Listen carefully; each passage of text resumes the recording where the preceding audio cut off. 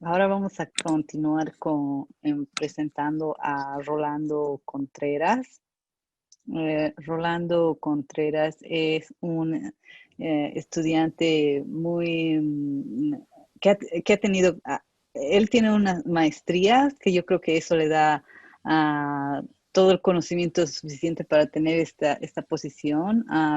Él ha hecho la maestría en ingeniería industrial, también en organización empresarial y proyectos industriales, tiene otra maestría en educación superior y es supervisor de gestión y logística y finanzas en la elaboración de la Cervecería Boliviana Nacional y es analista de control de calidad en la Cervecería Boliviana Nacional. Entonces estamos muy felices de tener una persona de la industria en este congreso. Y sin más, le paso la palabra a Rolando Contreras. Rolando, si me escuchas. ¿Qué tal? Buenas tardes, ¿cómo estás, Tania? Buenas tardes igual a todos los presentes. Un gusto más bien haber sido invitado. Ujú. Y proyectaré mi presentación, no sé si se ve. Vale.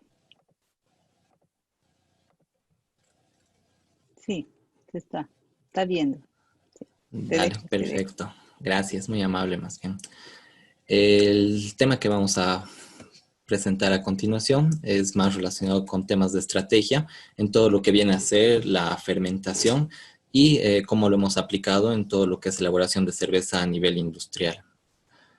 Entre los aspectos que vamos a ver a continuación van desde el tema de historia, de cómo se elabora la cerveza, recordando que es uno de los productos y alimentos al mismo tiempo más antiguos que tenemos registrados. Tenemos alrededor de 6.000 años antes de Cristo ya registros hechos por los sumerios. Posteriormente también podemos ver que alrededor de la peste negra mucha gente ha sobrevivido gracias a este alimento que es pasteurizado y bueno, actualmente tiene un amplio comercio y al mismo tiempo alta aceptación por la gente, ¿no? Actualmente tomar cerveza es más una experiencia que se vive desde el hecho de tener un líquido translúcido, brillante y al mismo tiempo con la calidad que se le ofrece, ¿no? Es decir, con un packaging perfecto y evidentemente todo el proceso que discurre desde que tenemos las materias primas hacen que sea un proceso bien interesante de seguir. A continuación podemos ver que en el mundo existe variedad inconmensurable de todos los tipos de cerveza y evidentemente no hay una mejor que otra, sino que cada una se adopta a lo que el degustador o el consumidor prefiera, ¿no? Ya sea para diferentes alimentos y bueno, esto es toda una ciencia que se llama la citología o cytology, donde evidentemente la combinación de las diferentes cervezas nos proporcionan un placer y la degustación que tenemos al momento de consumir este producto, ¿no? Para ir viendo un poquito de todo lo que es el proceso y evidentemente para entrar a todas las estrategias que hemos desarrollado en este proyecto, me gustaría comunicar y hablar un poco acerca de las materias primas, ¿no? Para ir entendiendo desde lo básico en el proceso. Si bien tenemos en la bibliografía que normalmente toma en cuenta 5 tipos de materias primas únicas, en el caso de ser el agua, la malta, cereales no malteados, lúpulo y levadura como los fundamentales. Actualmente también existen muchos desarrollos con respecto a lo que son otras especies, frutas, que más que todo van orientadas a todo lo que es la cervecería artesanal, que se realiza en muchas partes del mundo actualmente, ¿no? Entonces, para entender un poco más el proceso, a continuación les muestro un pequeño diagrama de cómo es que nos plantea la bibliografía a nivel industrial, el paso a paso de cada proceso, ¿no? Una vez que tenemos la malta, recordemos que la malta viene a ser todo lo que es la cebada ya malteada tras un proceso evidentemente de germinación donde bioquímicamente actúan todas las hormonas, en este caso el ácido giberélico y toda la giberelina activa todas las enzimas que posteriormente van a servir y van a ser de uso para que podamos comenzar con el proceso de elaboración, ¿no?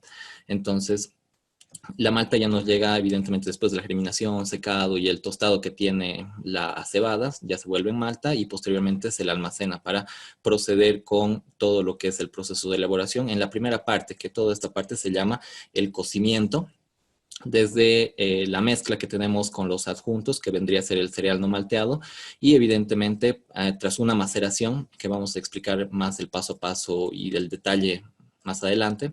Sin embargo, aquí lo vemos a grosso modo y de una forma esquemática más grande, por así decirlo, ¿no?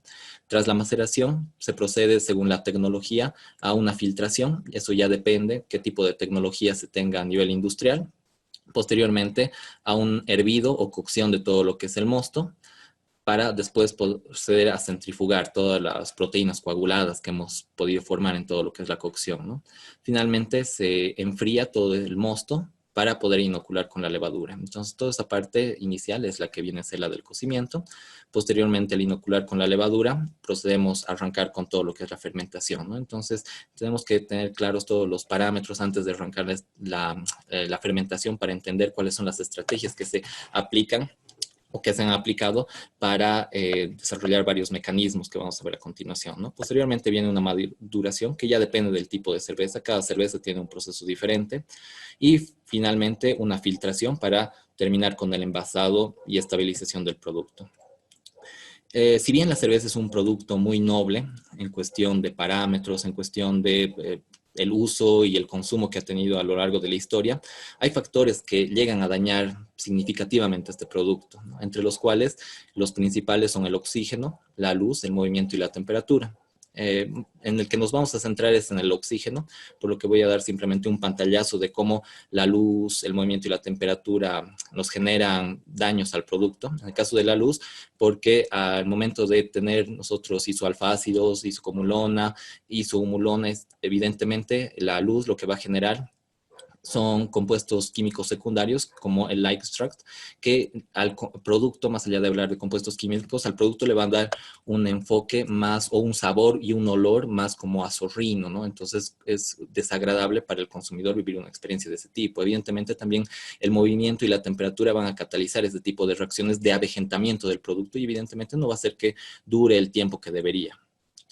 Viendo más el tema puntual del oxígeno, es uno de los factores que más intervienen y más pegan al producto, principalmente porque en todas las reacciones químicas y bioquímicas que se tienen en la elaboración de cerveza, nos genera lo que es el trans 2-nonenal. El trans 2-nonenal es un compuesto de avejentamiento que le confiere al producto un sabor a papel, cartón, que prácticamente nos demuestra que ya está en su tiempo de vencimiento. Entonces, el oxígeno cataliza todo este tipo de reacciones, por lo que viene a ser un elemento muy perjudicial en lo que es el producto, ¿no?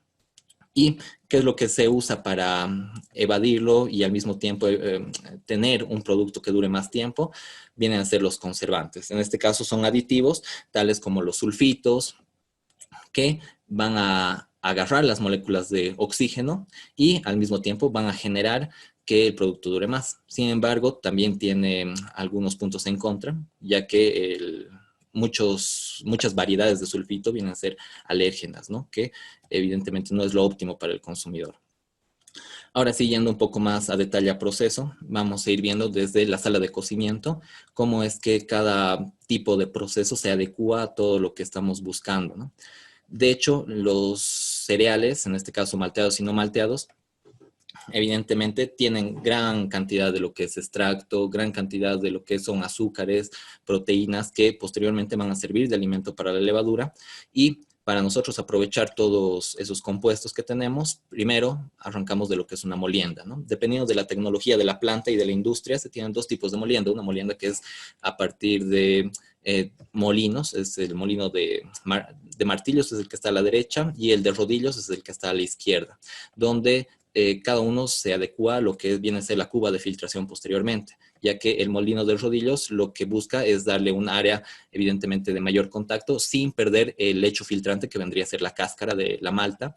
Y por otro lado, y contrario también, es el molino de martillos, que lo que hace es destrozar de una forma muy fina la malta, ya que va a entrar a lo que es un filtro prensa. Entonces, la tecnología de la planta hace que evidentemente cada uno de estos tenga una finalidad distinta. Posteriormente vamos a lo que es la maceración, donde se tienen maceradores para cada uno de los cereales, malteados y no malteados, que evidentemente a partir de diferentes temperaturas, diferentes composiciones bioquímicas, se aprovechan sus características para poder extraer todo lo que son azúcares, proteínas, etcétera, ¿no? Entonces, en las reacciones enzimáticas principalmente se analizan todas las propiedades de la materia prima, que se busca evidentemente que sea modificada, eso ya viene modificado desde proveedor, el tema del tamaño de la partícula, es decir, por cómo sale de la molienda, y otros parámetros evidentemente característicos como el pH óptimo para que actúen las enzimas, temperatura óptima, tiempo y concentración, ¿no?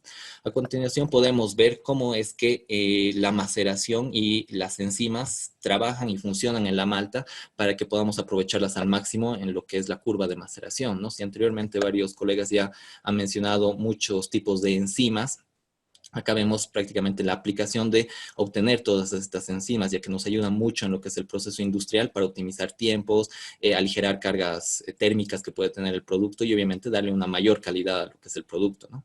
Entonces, desde el punto de vista de cada uno de las enzimas que tenemos, la malta se busca que alcance temperaturas, pHs y tiempos óptimos en los cuales en una curva de maceración llegue a darnos un extracto contenido proteínico óptimo para que después podamos aprovecharlo hacia la levadura, ¿no? Cómo es que trabajan las diferentes cadenas ramificadas y las diferentes enzimas que tenemos en la malta ya de por sí, ¿no? Que obviamente se le puede agregar de forma externa, pero evidentemente eso nos pega en costos, ¿no? Entonces, si bien la malta normalmente va a tener mayor composición en lo que es el almidón, en un 25-75% de lo que es amilosa y amilopectina, lo que va a hacer las enzimas es quebrar en diferentes cadenas con tal de producir lo que es la maltotriose, que posteriormente va a ser el alimento básico para la levadura, a diferencia de la glucosa, ¿no? Entonces, lo que más nos interesa es la formación de maltotriosa y la ruptura a partir de las tanto betaglucanasas como las betamilasas, a diferencia de las alfamilasas, ¿no? Entonces, normalmente lo que más se aprovecha son las betamilasas, que también si exageramos en una curva de fermentación, lo que nos va a producir es que tengamos mayor atenuación y caiga mucho más nuestro extracto en cuestión de azúcares, ¿no? Entonces, se busca siempre un balance para tener un producto que tenga cuerpo y obviamente que nos asemejemos al perfil de cerveza que estamos buscando. Una vez que terminamos la maceración, procedemos a todo lo que es la filtración y el objetivo único de la filtración simplemente es eliminar los sólidos, ¿no? Acá está simplemente un proceso artesanal, por así decirlo, donde se filtra un cernidor directamente, ¿no? Y ahí estamos separando la cáscara de la malta y el maíz y evidentemente lo que nos interesa es el líquido restante, ¿no? Sin embargo, a nivel industrial, nosotros tenemos, como he mencionado anteriormente, dos tecnologías. Una tecnología donde trabajamos con filtro prensa en caso de tener un molino de martillos, porque evidentemente es a nivel de presión de aire como trabaja y necesitamos tener granos finos para proceder en la filtración. Y a nivel de cuba filtro, que se llama, o lauter, o el lautering, que aprovecha el lecho de la cáscara filtrante para poder ahí realizar la filtración y a partir de una recirculación se busca encontrar extractos mucho más altos y óptimos, que vendrían a ser las dos tecnologías actualmente más características. Posteriormente, tenemos todo lo que es el proceso de hervido. En el proceso de hervido, lo que buscamos son objetivos, para comenzar, bioquímicos, donde se desnaturaliza la proteína que ya tenemos en el mosto. A nivel físico-químico, lo que buscamos es darle un color más intenso a todo lo que es el mosto, también desciende un poco el pH. A nivel microbiológico, se busca evidentemente esterilizar el producto. Y uno de los más importantes vendría a ser el tema organoléptico, ¿no? Porque eso va a conferirle los sabores posteriormente al producto, ¿no? Entonces, desde ese punto de vista, se eliminan todas las sustancias volátiles, que normalmente las más dañinas o las que van a impactar en un producto va a ser el DMS, el dimetilsulfuro. Al mismo tiempo, también se busca a nivel organoléptico la isomerización de todo lo que es el lúpulo. Entonces hay varios tipos de lúpulo. Acá lo que vamos a hacer es buscar los isoalfácidos que después le van a dar el amargo característico al producto. Y bueno, por último también tenemos objetivos coloidales que se van a originar debido a la reacción de Maillard, donde va a originarse una coagulación proteica, ¿no? Debido a esta coagulación proteica, más bien, es donde se forma posteriormente lo que es el TRUP. El TRUB es un precipitado insoluble que se encuentra formado principalmente por proteínas coaguladas, por la reacción de Maillard anteriormente, que normalmente viene asociado también a una mezcla con polifenoles o tanoides que normalmente se encuentran en la cáscara, ya sea del lúpulo y de la malta, y obviamente asociaciones con carbohidratos, donde vamos a tener dos tipos de TRUB, uno caliente y uno frío. El caliente, por lo general, se lo va a separar en el whirlpool, y el frío normalmente en todas las purgas que tengamos cuando la cerveza ya esté en fermentación en guardafría, ¿no? Entonces esa es la diferencia. ¿Y por qué el TRUB es importante que se separe? Porque lo que va a hacer una vez que entre al proceso o previo a la fermentación, por eso era importante dar esta introducción, es que va a cubrir las capas de la levadura y no la va a permitir alimentarse de lo que es el mosto, la va a ensuciar, y al mismo tiempo puede llegar a ocurrir una autólisis o una muerte de la levadura. Entonces, por eso es importante la clarificación del mosto como paso siguiente a lo que es el hervido, con el objetivo principal de separar y decantar todo lo que queda en cuestión de proteínas coaguladas en el proceso. Finalmente, hasta ahora le hemos dado una carga térmica elevada al mosto, todo en el proceso de hervido. Y evidentemente, mientras más tiempo permanezca en un estado a esas temperaturas, va a causar un avejentamiento del producto mucho mayor y mucho más rápido. Entonces, lo que se busca es posteriormente enfriarlo de la forma más rápida posible, con el objeto de aminorar las cargas térmicas y adicionalmente llegar a una temperatura óptima para la inoculación de la levadura. Y así arrancamos todo el proceso de fermentación. Ahora sí, ya entraríamos en materia. En el proceso de fermentación lo que tenemos son varios factores que nos van a generar todo el producto posteriormente y las características que le van a dar a nivel sensorial y a nivel físico-químico. Entre los factores más predominantes que se han analizado en esta estrategia vienen a ser la temperatura, el tiempo, la concentración y cómo es que la levadura se encuentra en ese momento, ¿no? Porque tenemos modificaciones genéticas que constantemente se hacen. Igual anteriormente ya se habló acerca de este tema. Evidentemente, las modificaciones genéticas que se le viene haciendo a nivel de laboratorio a la levadura nos permite que industrialmente nosotros podamos tener rendimientos mucho más altos.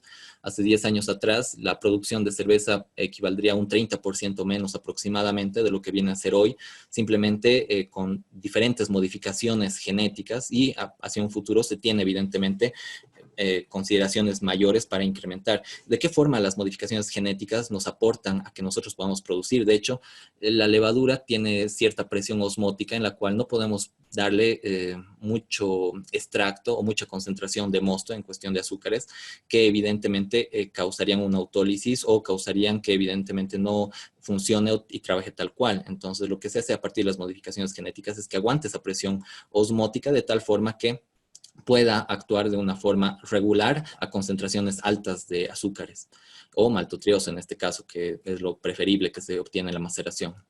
Con respecto a la temperatura, eso va a depender evidentemente de qué tipo de cerveza y al mismo tiempo levaduras con la que estemos trabajando, si para una fermentación alta o una fermentación baja. Con respecto al tiempo y concentración, también estaríamos hablando de todo lo que va relacionado a la aireación, qué cantidad de aire se mete, qué cantidad específica de levadura se está introduciendo a lo que es el mosto para arrancar con las reacciones.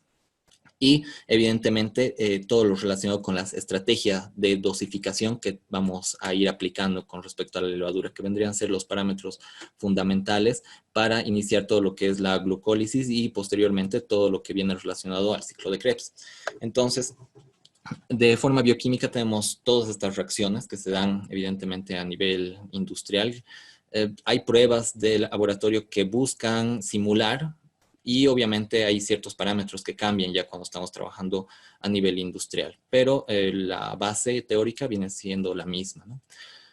Donde estamos hablando de la conversión de azúcares a lo que viene a ser el etanol, por un lado, donde se tienen diferentes curvas, pero lo básico en la fermentación viene a ser eso, o a nivel industrial lo que más nos interesa es la conversión de azúcares a etanol. Sin embargo, hay muchos otros parámetros importantes para ir analizando, como ser el caso de compuestos grasos, en el caso del diacetilo, por ejemplo, que se produce al momento de la levadura, ir consumiendo los distintos aminoácidos. Por eso es importante el análisis de lo que es el FAN o el contenido de aminoácidos, y evidentemente validar los esenciales para una correcta reducción de lo que viene a ser el diacetilo, que por ejemplo le da un aspecto y un olor a mantequilla, por ejemplo, a la cerveza, que evidentemente viene a ser un demérito en las cervezas, principalmente en Bolivia, ¿no? En otros países sí es un atributo, en algunos casos de algunas cervezas, ¿no? Por otro lado, también tenemos todo lo que es la generación de CO2 o el gas carbónico, que evidentemente es muy útil para el proceso de filtración. Se reusa esto para poder filtrar y darle las características debidas a nivel de carbonatación. Y por otro lado también tenemos varios datos en cuestión de pH. El pH desciende, se acidifica un poco más nuestro producto y cómo es que van reproduciéndose las células, donde obviamente se busca la máxima reproducción para volverla a guardar y volverla a usar en la próxima tanda. Eso se llama generación de levaduras. Entonces, cuando se propaga desde el laboratorio, se comienza con una inicial y posteriormente se va reusando a medida que cada vez se usa, toma una generación superior. Evidentemente, en el proceso de fermentación encontramos muchas oportunidades a nivel de proyectos y de mejora en cuestión de lo que es procesos, ya que en el ciclo de Krebs podemos encontrar variedad de compuestos que nos van a intervenir en todo lo que son aromas, todo lo que son sabores, en todo lo que posteriormente nos va a hacer un producto de más alta calidad o que se acerque al perfil que nosotros conocemos como cada cerveza, y en cada proceso evidentemente va a ser diferente. Entonces, desde ese punto de vista, todas las investigaciones relacionadas al proceso de fermentación y con respecto a las estrategias que se han empleado, en este caso, voy a regresar una atrás, principalmente van enfocadas en aumentar la producción de SO2, porque si nosotros de forma natural logramos incrementar toda la producción de el SO2, podemos, por un lado, minimizar costos y la utilización también de todo lo que son los aditivos, en este caso conservantes, que vienen de los sulfitos, y para ello, evidentemente, de todas estas reacciones es donde se genera el SO2. Haciendo diferentes pruebas en un diseño experimental, y vamos a ver más adelante evidentemente, las mejores condiciones que se producen son a partir de una estrategia de dosificación de mosto hacia la levadura, de tal forma que en diferentes pruebas y cocimientos sucesivos y alternados se puede lograr una mayor generación de lo que es el SO2. Si bien la aireación no ha sido un parámetro crítico que nos ha intervenido, así tampoco la carga específica no ha generado mayor porcentaje, sí la generación de levadura, ¿no? A medida que la levadura también envejece o se usan generaciones superiores, sí se va teniendo una diferencia en lo que es la generación, en lo que es la generación del SO2. Después de la fermentación, que puede ser variada en torno a los diferentes tipos de cerveza, las diferentes circunstancias con las que nosotros estemos buscando obtener un producto terminado, se procede con el último paso. Después de la maduración, nosotros tenemos lo que es la cerveza verde, y en la filtración, nosotros lo que hacemos es buscar ya la cerveza que va a estar lista para el envasado, donde se busca reducir las sustancias coloidales. Recordemos que hasta este momento todavía podemos tener partículas de trub frío, podemos tener todavía ligandos de proteínas y carbohidratos que se hayan quedado en nuestra mezcla, y evidentemente lo que vamos a buscar es en la filtración llegar a un producto límpido, brillante, y para eso tenemos que filtrar de diferentes formas, ¿no? En la filtración primero viene normalmente una filtración gruesa. Aquí a la derecha, por ejemplo, se puede ver diferentes partículas que son relacionadas con todo lo que son las tierras filtrantes, que vienen en formas bien interesantes cuando son vistas al microscopio, donde nos sirven como una filtración superficial que evidentemente va a agarrar todas las partículas de levadura, va a agarrar todas las partículas que hacen el grueso de lo que es el trub frío también. Por otro lado, también buscamos darle una estabilidad organoléptica al producto, que para ello en muchos de los casos se usa lo que es el PBPP, que es el polivinil polipirrolidona, que es un compuesto químico que lo hace es separar y romper al mismo tiempo las cadenas que podemos tener en cuestión de polifenoles y proteínas, con el objetivo de que no tengamos a la larga una precipitación de lo que son más conocidos como tiburones en una cerveza vencida, que normalmente se puede ver que precipitan partículas a nivel de proteína, a nivel de diferentes taninos que normalmente se encuentran todavía en la cerveza límpida o en la cerveza con trub frío. Y por último, también reducir la carga microbiológica. Por último, y ya creo que estamos casi en tiempo, en el presente proyecto, bueno, en el presente tema hemos visto todo el proceso de elaboración de cerveza con las características a todo nivel, evidentemente desde la bioquímica, desde todas las reacciones que podemos tener a nivel de proceso en cada uno de los pasos. Y adicionalmente, el aporte que se ha procedido a analizar ha sido la reducción de todo lo que son los aditivos, en este caso antioxidantes, a nivel de sulfitos, que evidentemente pueden generar temas alergénicos al consumidor, ¿no? Y obviamente también nos genera un rédito económico el haber analizado todos los conceptos, toda la investigación con respecto a la fermentación, ya que ahí podemos ver, por ejemplo, los aportes de diferentes instituciones de investigación, podemos ver el aporte a nivel estadístico de diferentes programas que se han usado para ir generando todos los resultados y los parámetros óptimos, que en este caso vendría a ser la estrategia, es decir, el cómo se va dosificando la levadura a los diferentes cocimientos en un proceso de batch, y al mismo tiempo cómo es que la generación de levadura nos interviene en todo lo que es la generación también de CO2, ¿no? Con el objetivo de minimizar y en este caso tener una producción natural de SO2 en todo lo que es la fermentación. Así podemos eliminar todo lo que son antioxidantes o reducirlos en su defecto, ¿no? Eso sería todo. Gracias por su atención. Gracias, Rolando. Ha estado muy buena tu presentación. Hemos visto un proceso global que nos has dado, una explicación global de todos los pasos de la producción. Y voy a pasar aquí rápidamente a decirte unas preguntas que han puesto en el chat y dice, ¿tienen catálogos en línea de su banco de cepas o de dónde sacan sus cepas? Ya, las cepas por lo general se las elaboran o se las sintetizan en laboratorios externos, ¿no? Entonces, con cada avance tecnológico que se tienen, nos van enviando y al mismo tiempo proveyendo de cepas diferentes, modificadas, de levadura. En este caso, la más típica para cerveza es la Saccharomyces pastorianus, que evidentemente se va modificando a medida que va pasando el tiempo, ¿no? Entonces, nosotros a nivel de cervecería o en Bolivia no tenemos un catálogo, pero es porque constantemente se va cambiando, no es que se va usando. Eso sí, a nivel de otras plantas, sí se manejan diferentes cepas para diferentes producciones de cerveza y ahí evidentemente sí tienen catálogos, pero hay que tomar en cuenta, ¿no? Ahí vienen siempre temas de confidencialidad industrial, que evidentemente eso ya la maneja cada industria, ¿no? Oh, ya. Sí, aquí continuando con esta pregunta, dice, buenas tardes, una pregunta, ¿cuentan con un banco de levaduras? Es decir, deben tener un banco de levaduras, ¿no? La empresa central sí tiene un banco de levaduras para distribución y posteriormente siempre hacen propagaciones y nuevos diseños, evidentemente, que eso se lo provee desde un laboratorio externo. Ok, otra preguntita dice, ¿considera que en Bolivia habría aceptación de cervezas con más biotecnología, levaduras que evitan la resaca con olores a lavanda?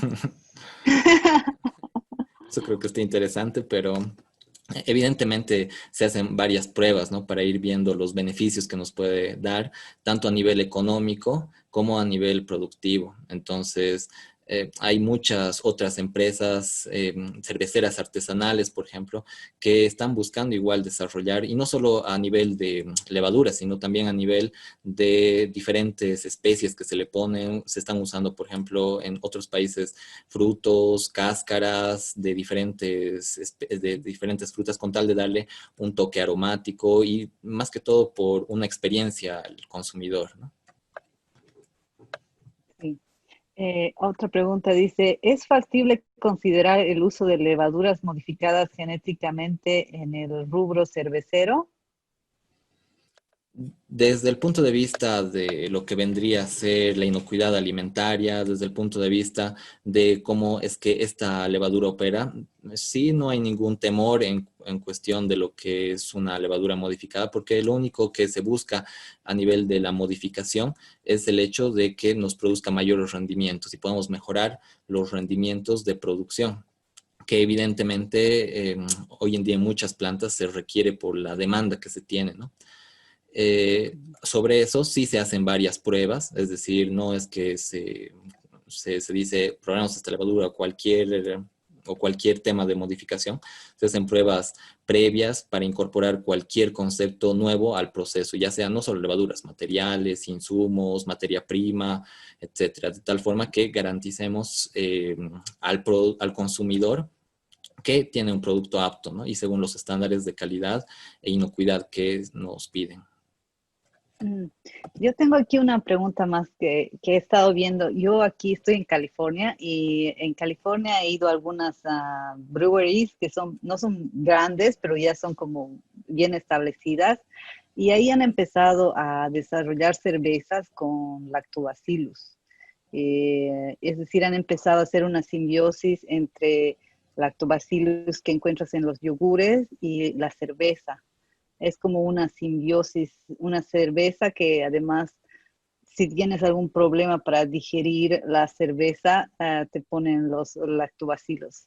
No sé qué te parece esa idea, no sé si es algo factible en Bolivia. Interesante, la verdad, porque hay muchos temas que todavía faltan por investigar. En ese punto, la industria es un poco más sesgada por la misma maquinaria que tiene, ¿no? No tener, o sea, todos los tanques ya están diseñados para un caso de una fermentación baja, que es la que más se emplea, ¿no? Porque los tanques cónicos ya están diseñados para ese tipo de proceso. Sin embargo, a nivel de laboratorio o a nivel artesanal, sí se puede emplear muchas otras cepas que nos pueden dar resultados similares o incluso mejores, ¿no? En este caso, más que todo, viene el desarrollo a lo que es la fermentación alta o el tipo de cervezas ALE. Entonces, normalmente ahí vamos a tener cervezas que son más turbias, cervezas incluso a veces más aromáticas, con otras características, evidentemente, que sí puede aplicar mucho a temas de desarrollo a nivel artesanal, pero yo lo veo complicado a nivel industrial por el hecho de la tecnología y de todo lo que ya está montado, ¿no? Sí se puede, pero sería una muy buena inversión, ¿no? Millones de dólares. Ok, muchas gracias Rolando. Ya hemos terminado justo a tiempo. Gracias por haberte inscrito al Congreso y haber participado. Todos estaban muy felices tenías muchas felicidades en el chat. Gracias por tu participación. Esperamos seguir en contacto y gracias por todo.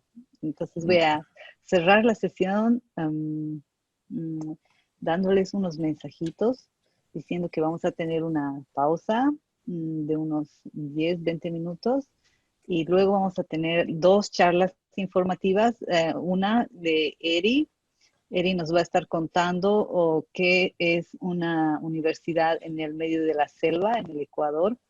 Ella está trabajando ahora en una universidad que está realmente en la selva y se llama Universidad Regional Amazónica.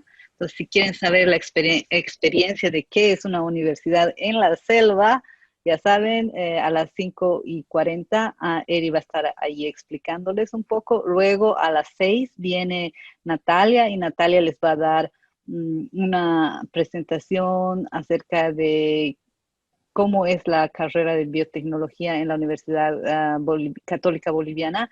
Esta es la primera universidad, primera carrera en biotecnología en Bolivia.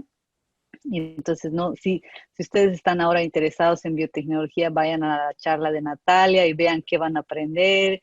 Y luego a las 6:30 viene el taller organizado por los chicos de Allá en Bolivia. No se la pierdan. Esta charla, este taller va a ser acerca de la importancia de la bioseguridad en el trabajo de laboratorio.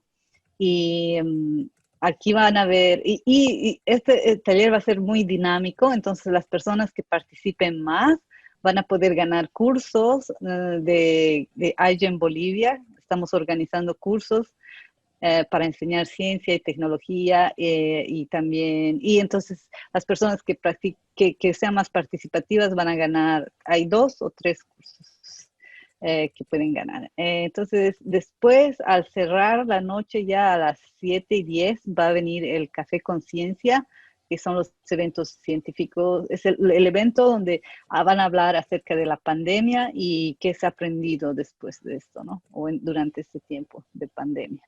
Entonces, con eso les dejo a todos. Muchas gracias, Rolando, por estar con nosotros hoy día. Vamos a estar en contacto y hasta luego. Dale, gracias, Tania. Un gusto. Chao, chao. Un gusto. Chao.